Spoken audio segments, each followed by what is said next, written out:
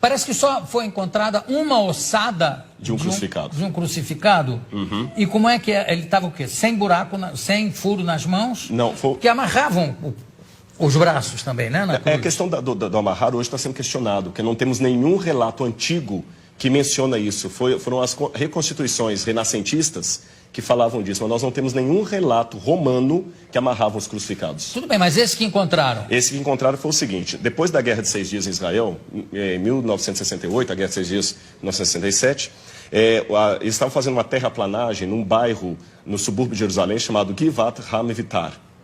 E os tratores bateram em ossários, ou caixões de pedra. Sim. E nos ossários, geralmente, você tem os ossos da pessoa e o nome escrito lá de fora, em alguns deles. E estava o nome Yohanan ben Hagakol. Ah, sim. Aliás, essa descoberta já... Não, a descoberta já tem algum tempo. Tem. Foi na década de 60, né? 68. Então, quando eles pegaram, eles abriram o ossário e perceberam que havia algumas coisas curiosas. O fêmur estava quebrado e no calcanhar havia um cravo romano fixado ali. Foi o único que encontraram. Então, a partir daquela ossada ali, eles fizeram um levantamento legístico de como seria a posição de um crucificado na cruz. E é bem diferente do que a gente imagina claro. Das reconstruções medievais. E o sofrimento de Cristo ficou de uma maneira muito mais dantesca, a visão arqueológica e eu até diria legística, porque foram médicos de medicina forense que fizeram reconstituição da causa morte. E o negócio de cravo na mão não tem?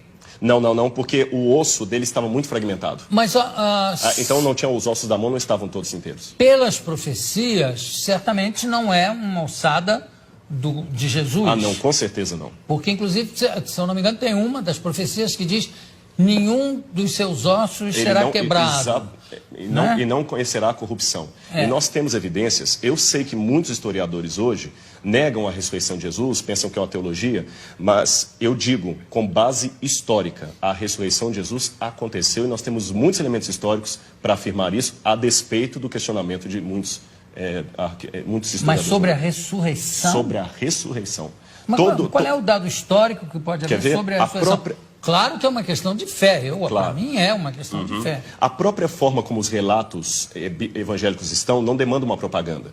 Porque o que é uma propaganda? Uma propaganda, às vezes, você mascara, enfeita uma coisa para vender um produto. Aqueles discípulos estavam, em primeiro lugar, sofrendo perseguição e abuso por causa daquilo. A ressurreição era uma única doutrina da antiguidade que ninguém aceitava. Eles aceitavam a história de Platão, que a sua alma ia para o Éon, podia aceitar a história de Pitágoras, que você transmigrava a alma de um corpo para o outro, ou então ficar com os epicureus, que morreu, acabou. Mas ressurreição... A reencarnação exatamente, a transmigração de almas está ali perto. Exatamente, alguns judeus aceitavam a reencarnação. Agora, ressurreição era uma coisa que ninguém comprava essa ideia. E outro, na época, pelo machismo... Mas isso, desculpa, mas isso não é uma prova histórica. Sim, mas a forma como os evangelhos foram descritos é interessante. Eles quebram todas as regras de propaganda. Quer um exemplo? Porque para eu saber se é histórico ou não, lembremos, história não dá para levar ao laboratório e repetir o processo. A forma como tratamos a história é diferente. Você olha um documento, e o que você considera uma prova histórica? Como ele foi redigido? Ele foi redigido de uma maneira histórica, com E, ou uma maneira de propaganda, ou uma maneira real. E os evangelhos, por exemplo, eles mostram que a primeira testemunha de Jesus ressuscitado foi Maria Madalena, que era mulher. O testemunho de uma mulher não era válido. Se eles quisessem vender uma teoria, eles colocariam que os homens viram Jesus, e não as mulheres, porque o testemunho de uma mulher não era válido. Segundo, o fato de Jesus ressuscitar no terceiro dia.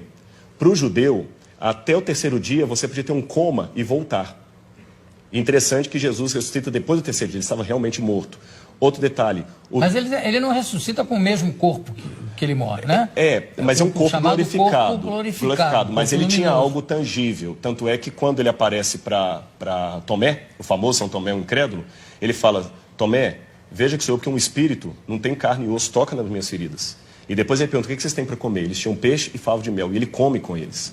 Então é um corpo glorificado, é uma questão de fé, é claro, mas tem uma continuidade com um corpo humano. Não, tudo bem, mas tudo isso, desculpa, eu sou uma pessoa de fé, né? Entendi, claro. Estou aqui fazendo um pouco o advogado dele, que é o seguinte: tudo isso foi muito mexido, remexido na Idade Média, no primeiro imperador católico, Constantino. né? Constantino, inclusive as datas de carnaval, disso tudo para conjuminar, para juntar com as datas de feriados. Exatamente, pagãos. E também ele foi um pouco copydesk dos evangelhos, que tem uma opção de outros evangelhos que ele é que resolveu que não valiam. Na verdade, quando a gente trabalha isso, a gente trabalha com a crítica textual. A crítica textual se vale de documentação anterior a Constantino. Então nós temos fragmentos do Evangelho de João, por exemplo, John's Highlands, que data do ano 150, 170 antes de Constantino. Outro detalhe, Constantino era analfabeto. E os evangelhos apócrifos que começaram a surgir, os famosos aí, com todas aquelas histórias, eles não foram aceitos no cânon. E até contrário à decisão de Constantino, que Constantino queria que eles entrassem. Esse é um detalhe curioso da história, não foi ele que selecionou 4. Constantino não tinha cultura teológica, ele, o homem era analfabeto. Constantino permaneceu pagão até o final, ele pretendeu ter se convertido. Um político fantástico. E um último detalhe, nós temos uma informação que me chama a atenção. Flávio Josefo, um historiador judeu do primeiro século, que não era cristão, ele escreveu, Jesus Cristo, houve um homem, no grego está ginestai, um homem chamado Jesus, que foi crucificado, morto por Pôncio Pilatos, e segundo os seus discípulos, ressuscitou no terceiro dia e apareceu a muitos. Flávio Josefo nunca se converteu ao cristianismo, era um historiador judeu, e ele dá esse depoimento que a ressurreição era algo testemunhado. Esse texto é tão importante que alguns críticos falam, não, foi copista cristão que interpolou, que copiou. Porém, todas as cópias de Josefo que nós temos, inclusive uma cópia, uma tradução para o árabe, feita por muçulmanos, contém esse trecho. Então, do ponto de vista da crítica textual, é um texto autêntico, original de Josefo, também testemunhando a ressurreição. Claro, eu não duvido a autenticidade dos textos. Eu duvido, em alguns casos, do testemunho em si. Quer dizer, não, eu vi, eu tive. É um testemunho, está lá escrito que ele viu e que ele teve, mas claro. Que ele esteve mais... Agora, tem uma coisa que é bom, eu gostei de você ter falado uma coisa. Na Idade Média, se acrescentaram muitas lendas.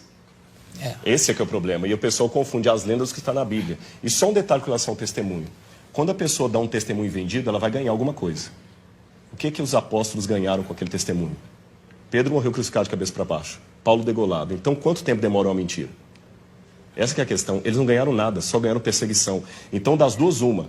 Ou aquele pessoa era muito doido, ou ficaram tão extasiados com aquilo que preferiram morrer a negar o depoimento que eles estavam. Se fosse uma mentira, eles tinham pulado fora. Ninguém ia ficar com Cristo até o final. O único que traiu foi Judas. Os outros ficaram, e até hoje a história está aí, e nem a modernidade conseguiu matar essa brilhante história da ressurreição de Jesus.